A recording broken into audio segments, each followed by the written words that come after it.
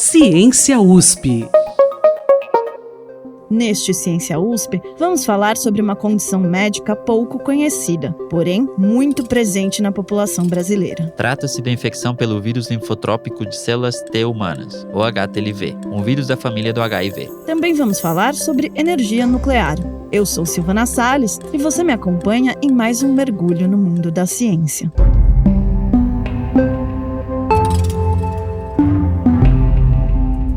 Quem traz o destaque do mundo da ciência é a Luísa Caires, editora de ciências do Jornal da USP. Silvana, a notícia é que um novo recorde foi quebrado. Um superreator nuclear atingiu uma temperatura nunca antes alcançada, 6 vezes maior que a do Sol. E ninguém melhor que os chineses, que adoram superar barreiras para assinar esse feito tecnológico. O reator Tokamak Supercondutor Experimental Avançado, que fica em Hefei, chegou a mais ou menos 100 milhões de graus Celsius. E para que serve todo esse calor?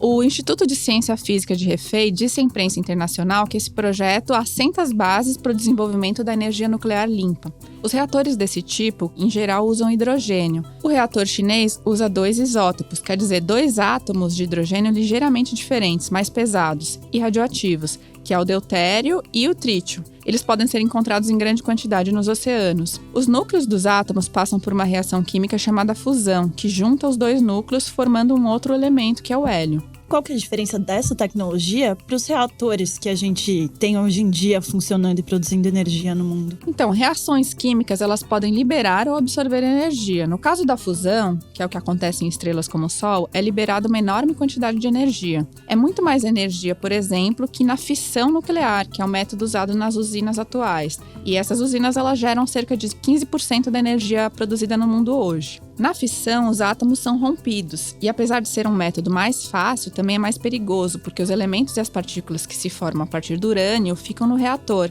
e irradiam energia por milhares de anos. Existe alguma estimativa de tempo para este reator começar a produzir energia para o uso geral? Olha, no mínimo uns bons anos, mas o importante é que a coisa está caminhando. Esse feito da equipe chinesa é uma contribuição para a construção do Reator Experimental Termonuclear Internacional. É um projeto em colaboração de 35 países. A referência desse trabalho você encontra no site jornal.usp.br. Obrigada, Luísa. Até a próxima.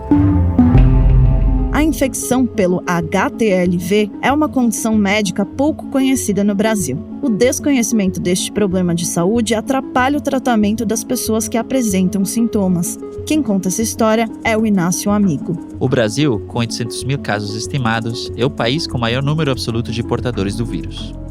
A maioria dos infectados com HTLV não tem sintomas, mas entre 5% e 10% tem complicações mais graves. Uma delas é a leucemia linfoma de células T do adulto, um tipo de câncer muito agressivo. Outros pacientes desenvolvem a chamada parapesia espástica tropical, uma doença progressiva que debilita as pernas e pode levar o paciente a uma cadeira de rodas. Para conhecer mais sobre o vírus e seus efeitos, visitamos o ambulatório de pacientes sintomáticos do HTLV do Instituto de Infectologia Emílio Ribas. Oi, tudo bom? Está vindo para fazer uma reportagem no ambulatório do... No laboratório? No ambulatório, a gente vai falar também com... Lá nos recebeu Jorge Casseb, que além de médico do ambulatório, é professor associado do Instituto de Medicina Tropical da USP. Então, na quarta-feira, a gente faz esse ambulatório mais pacientes sintomáticos, tem já uma alteração clínica. E na sexta-feira são essas pessoas que não ainda desenvolveram, ou que estão ainda bem no comecinho. Tinha sido pedida uma eletromiografia também, mas ele também não fez. Ele só fez as análises de sangue. Então, O Dr. Casseb nos apresentou o João Paulo Pereira Lopes, um dos 700 portadores do HTLV que são acompanhados regularmente no Emílio Ribas. Seu João nos contou a sua história e como tudo começou com um pequeno incômodo na perna direita. Mas aí depois começou a gravar, começou já a mexer com as 2 pernas, começou a travar bastante. O tempo passou, mas a situação não melhorou. Bem pelo contrário, a dor continuou e novos sintomas foram surgindo. Aí começou a dar aquela perturbação urinária, né? E perturbação urinária é ruim, você tá numa fila, aí quando você vai ver, você tá mijando, né? E difícil. A doença foi se agravando até que ele acabou por perder o trabalho. Trabalhava no prédio de auxiliar de limpeza, né? Então, um dia eu caí lá, né? Eu ia puxar o carrinho de lixo, eu mais o outro. Aí as 2 pernas faltou, aí eu caí, machuquei. E aí mandaram eu embora. Seu João passou por vários médicos, mas demorou quase 7 anos para descobrir que a causa das dores era o HTLV. O Dr. Casseb nos explicou que situações como essa são muito comuns. Normalmente os pacientes nem percebem, né?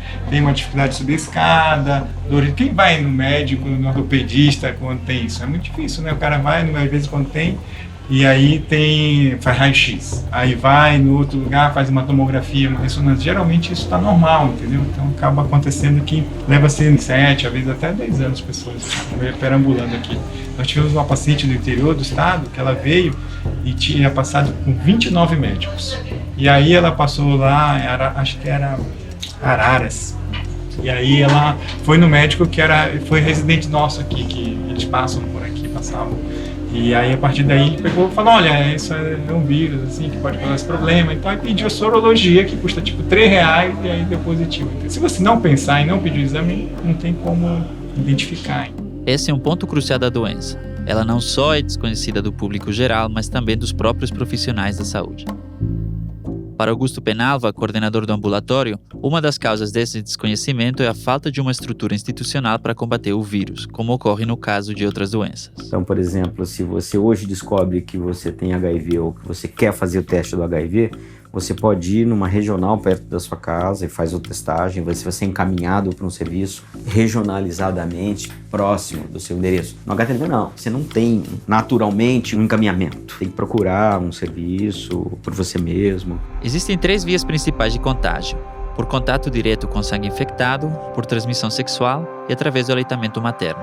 Das 3, o aleitamento materno é que oferece um alvo mais promissor para uma intervenção de saúde pública. Transmissão sexual é uma transmissão relativamente baixa. Agora, a transmissão através do aleitamento, em que a criança fica mamando e sugando muitas células durante muito tempo, vai até 25%. Saber que a mãe é positiva e, sobretudo, evitar o aleitamento é a chave para a transmissão silenciosa através da sociedade. Isso foi o que fizeram nos anos 90 no Japão, outro país onde o HTLV é endêmico. Evitando que mais portadoras amamentassem os seus filhos, conseguiram reduzir muito a prevalência do vírus. Em regiões onde 1 em cada 5 pessoas tinha o vírus, hoje só 1 em 50 está infectada. Mas para desenvolver um programa assim, são necessários recursos. Compensa fazer esse investimento? A médica Jerusa Smith, também do ambulatório do HTLV da Emílio Ribas, responde. Se a autoridade pública colocar na conta o paciente que vai evoluir com uma mielopatia, o paciente que vai se tornar dependente de cadeira de rodas no final da doença dele. Então, paciente que tem uma incapacidade irreversível, progressiva, grave, paciente que para de trabalhar,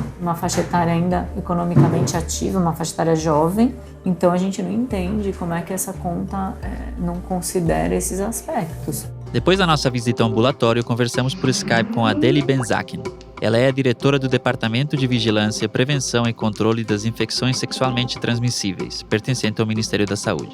Ela nos contou que estão preparando um estudo para determinar a prevalência do vírus entre mulheres grávidas. Esse estudo de prevalência na gestante, ele vai mostrar quais são as regiões do Brasil que nós precisamos estipular esse tipo de regra. Tem muito na região norte, no nordeste, na Bahia, mas tem regiões do país que não tem caso. Para que você vai fazer uma norma nacional de testar todas as gestantes do país, quando muitas vezes a infecção pode estar concentrada? Se tudo der certo, o resultado do estudo sairá no final de 2019. Só então serão discutidas possíveis intervenções de saúde pública. Entretanto, o HTLV continua se espalhando. No Emílio Ribas, só testagens de familiares de pacientes do ambulatório incorpora por ano uns 60 novos portadores. E cada um deles é potencialmente um novo foco de infecção. Aí começa tudo de novo, né? Um caso positivo, aí você vai ver o parceiro, aí depois filhos, pais, e aí vai por diante. A gente até brinca, né? O novelo tá atrás da porta, né? Você puxa aqui,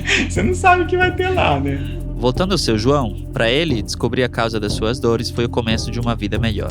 Ele continua tendo dificuldade para caminhar, mas a sua qualidade de vida melhorou muito desde que começou a fazer terapia. Você olhava para mim às vezes e falava, esse cara vai morrer, porque tava tudo fundo, o rosto, parecia que tava uma caveira. Então hoje em dia, graças a Deus, né, o meu rosto tá cheinho, né, tô melhorando, graças a Deus, né? Então, graças a Deus e graças aos médicos, né.